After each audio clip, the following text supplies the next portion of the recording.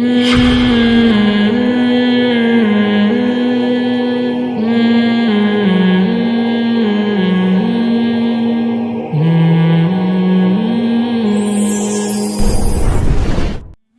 کو کوئی رشتہ نہیں دے رہا تھا, میں ان کی کا سفارشی بن کے چلا گیا.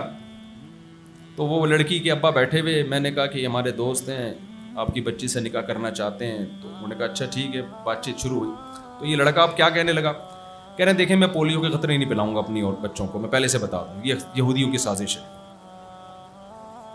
تو میں نے کہا اس کو کیا ہو گیا بھائی. کہہ رہے میں تو یہ ویکسینیشن وغیرہ کا توکل, مجھے اللہ پہ بہت توکل ہے, میں یہ ویکسینیشن کا قائل نہیں.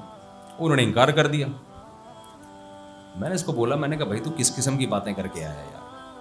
کہہ رہے ہیں بھائی پہلے سے کلیئر کر دینا ضروری ہے.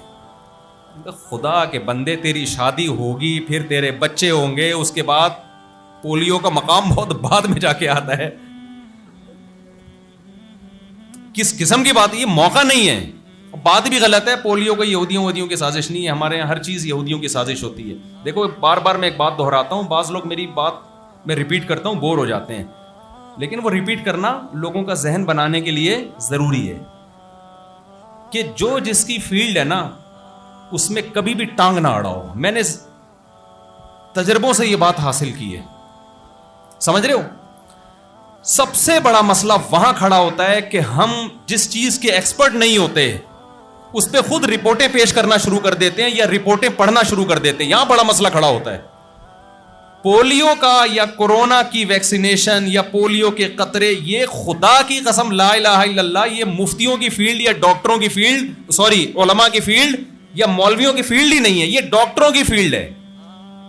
اس میں ڈاکٹر رپورٹ پیش کرے تو آپ اس کو سر ہلائیں. اگر کوئی عالم رپورٹ پیش کر رہا ہے, بے شک وہ ڈاکٹر سے سن کے ہی کر رہا ہے, اس میں غلطی کا بہت امکان ہے, کیونکہ ان رپورٹوں میں بے وقوف بنانا بہت آسان ہوتا ہے اس شخص کو جو اس فیلڈ کا ماہر نہیں ہے. میں نے بھی پولیو کے خلاف بہت بیانات کیے ہیں, اس کے بعد میں یہ بات کر رہا ہوں آپ کے سامنے کہ یہ یہودیوں کی اور فلانا. اور جب ہم نے ڈاکٹروں سے اٹھے بیٹھے ملے, انہوں نے ایک ایک اشکال کا ہمارے جواب دیا. اور بھائی کہ مفتی صاحب کوئی اور کام کرو خدا کے لیے, یہ آپ کی فیلڈ.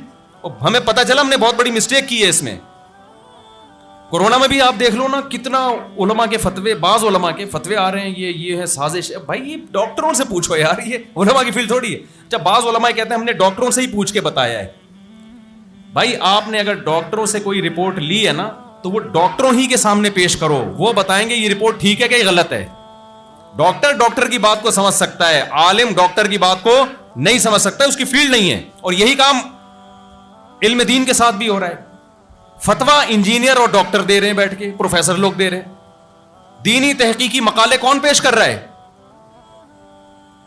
وہ آپ ڈاکٹروں سے, انجینئروں سے, پروفیسروں سے. لوگ کہتے ہیں نہیں جی بڑی زبردست ریسرچ ہے. اس ریسرچ کو سمجھنا کہ یہ صحیح بھی ہے کہ غلط ہے, یہ عام آدمی کا کام نہیں ہے. یہ اس فیلڈ کے ماہرین سمجھیں گے کہ یہ ریسرچ کے نام پہ منجن بیچا جا رہا ہے, یہ حقیقت میں یہ ریسرچ بھی ہے. تو میرے بھائی اللہ نے ہر چیز کے ماہرین کو پیدا کیا ہے, یہ قرآن کا حکم ہے. یا ایھا الذین آمنوا اطیعوا اللہ واطیعوا الرسول واولی الامر منکم. اولو الامر کا مطلب کیا ہے؟ جو بھی جس معاملے کے ایکسپرٹ ہیں ان سے اس معاملے میں رہنمائی لو.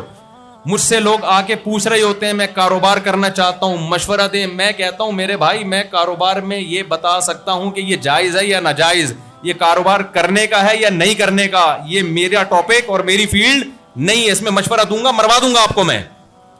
اگر میں اس میں ایکسپرٹ ہوتا تو میں اپنے پیسے تھوڑی تباہ کر کے بیٹھا ہوا ہوتا.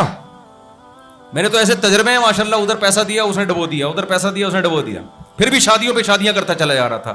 یہ اللہ کا فضل تھا. یہ اللہ نے میرے ساتھ اس لیے کیا کہ اگر میرا کاروبار بڑھتا نا پھر میں شادیاں کرتا. لوگ کہتے ہیں یار پیسہ نوٹ چھاپ رہے ہیں نا اس لیے شادیاں کر رہے ہیں. تو اللہ میاں نے ایسا میرے ساتھ کام کیا کہ جدھر کاروبار میں پیسہ لگایا ڈوبا, اور شادیاں بھی اسپیڈ کے ساتھ اور بچے بھی اسپیڈ کے ساتھ. ابھی دیکھو جنازوں کی بات ہو رہی تھی, کسی کے چہرے پہ کوئی وہ نہیں آئی اور کوئی ایک دم جیسے شادیوں کی بات آئی ایسے کھلکھلا اٹھے. تو یہ خوب سمجھ لیں, یہ بیان سے ہٹ کے بیچ میں ایک بات آ گئی کہ جو جس کی فیلڈ ہے نا اس میں اسی کی رائے کا اعتبار ہوگا. اس میں بڑے مسائل کھڑے ہوتے ہیں. ہم نے دیکھا ہے علماء بیچارے نیک ہوتے ہیں, مخلص ہوتے ہیں, لیکن وہ غلط فہمیوں کا شکار ہو جاتے ہیں. کیونکہ وہ نیٹ سے سرچ کر رہے ہوتے ہیں, گوگل سے سرچ کر رہے ہوتے ہیں, ادھر سے لے رہے ہوتے ہیں, اور وہ ڈاکٹر ہی کچھ 2 نمبر قسم کے الو بنا رہے ہوتے ہیں بیٹھ کے. ہر فیلڈ میں 1 نمبر لوگ بھی ہوتے ہیں اور 2 نمبر بھی. جیسے مولویوں میں 1 نمبر بھی 2 نمبر بھی, سائنسدانوں میں 1 نمبر بھی 2 نمبر بھی, ڈاکٹروں میں بھی 1 نمبر بھی 2 نمبر بھی. تو جب بھی یاد رکھو, جب آپ پوری قوم کے خلاف کوئی بات کرتے ہیں نا, تو منجن اسی وقت بکتا ہے آپ کا. جس آدمی کو جس ڈاکٹر کو مشہور ہونا ہے نا, وہ اگر وہی باتیں کرنا شروع کر دے جو سب ڈاکٹر کرتے ہیں, تو کیا مشہور ہو جائے گا وہ؟ بول لو کیا گورنمنٹ نے پابندی لگائی ہے؟ مجھے بتاؤ, ایک ڈاکٹر وہی باتیں کرے جو سب کرتے ہیں, تو مشہور ہو جائے گا؟ کبھی بھی مشہور نہیں ہوگا. ایک ڈاکٹر کہتا ہے صبح اٹھ کے ایکسرسائز کرنی چاہیے, دوڑنا چاہیے, اس سے صحت اچھی ہوتی ہے. آپ کہو گے وہ تو ہمارے محلے میں ڈاکٹر صاحب ہیں, وہ بھی یہی کہتے ہیں. ایک ڈاکٹر کہے گا بھائی کھانا لمٹ, ایک مقدار میں کھاؤ, پھوڑنا پھاڑنا مت کرو, لڈو مڈو مت کھایا کرو, میٹھا کم کرو. سارے ڈاکٹر حکیم ایک ہی بات کر رہے ہوتے ہیں نا, اور یہ کرو وہ وغیرہ وغیرہ. وہ مشہور نہیں ہوگا. مشہور ہمیشہ وہ ڈاکٹر ہوگا جو ایسی لائے گا مارکیٹ میں, آپ کہو گے ہٹو بچوں ہو گیا یار. ایک میرا سفر ہوا, ایک ڈاکٹر صاحب آئے, یہ باتیں آپ کے کام کی ہیں, ان کو آپ دین سے ہٹ کے نہ سمجھیں, بہت غلط گائیڈنس ہو جاتی ہے, لوگ پھر دین سے بدگمان ہو جائیں گے مستقبل میں جا کے. تو وہ ایک ڈاکٹر, ہم ایک کسی کنٹری میں میرا سفر تھا, تو وہاں اب میں چونکہ متاثر نہیں ہوتا, کیونکہ میں نے یہ منجن بہت بکتے ہوئے دیکھے ہیں. پہلے ہم بھی بڑے متاثر ہوتے تھے, اب ہم نہیں متاثر ہوتے. ہم کہتے ہیں جو سارے ڈاکٹر کہہ رہے ہیں نا وہی ٹھیک ہے, یہ جو ایک نیا ہے نا مارکیٹ میں, یہ کوئی نئی فلم آئی ہے, یہ منجن بیچ رہا ہے.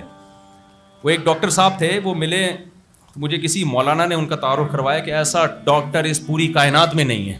بس میں سمجھ گیا کہ اس سے بڑا بے وقوف ڈاکٹر دنیا میں یا تو فراڈی ہے یا بے وقوف ہے, کیونکہ پوری کائنات میں کیا تو ہی بنا ہے کیا بھائی؟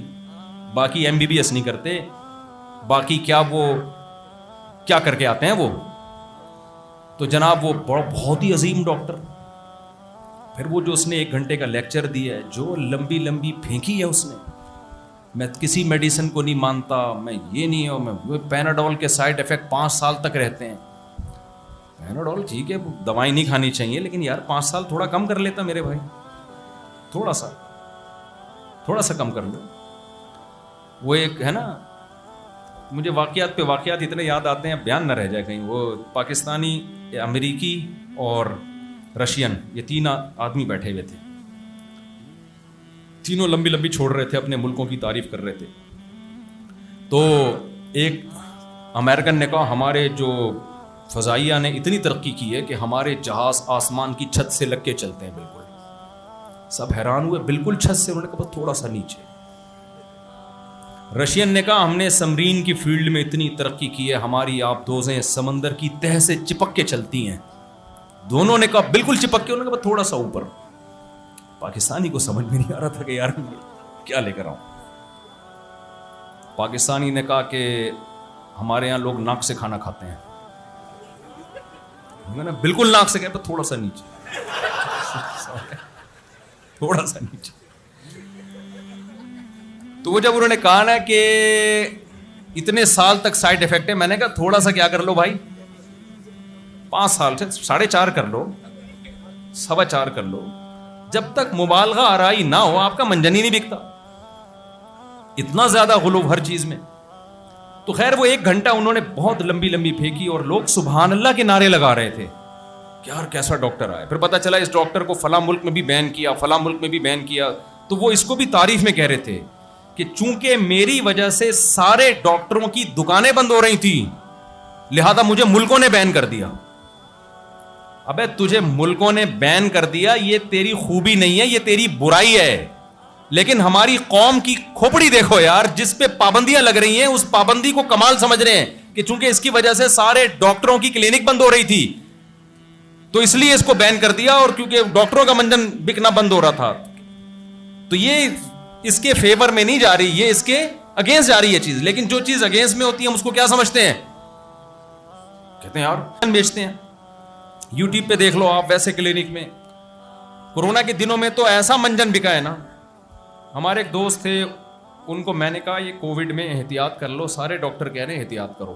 انہوں نے کہا نہیں, وہ ایک حکیم صاحب نے کہا میں ایسا قہوہ بنا کے دوں گا کورونا قریب بھی نہیں آئے گا. میں نے کہا یار یہ WHO کے اتنے ہائی لیول کے ڈاکٹر پروف, اگر یہ ادرک سے علاج ہو جاتا نا, اجوائن ادرک سے یا سنا مکی وغیرہ, تو یہ اتنی بڑے پیمانے پر.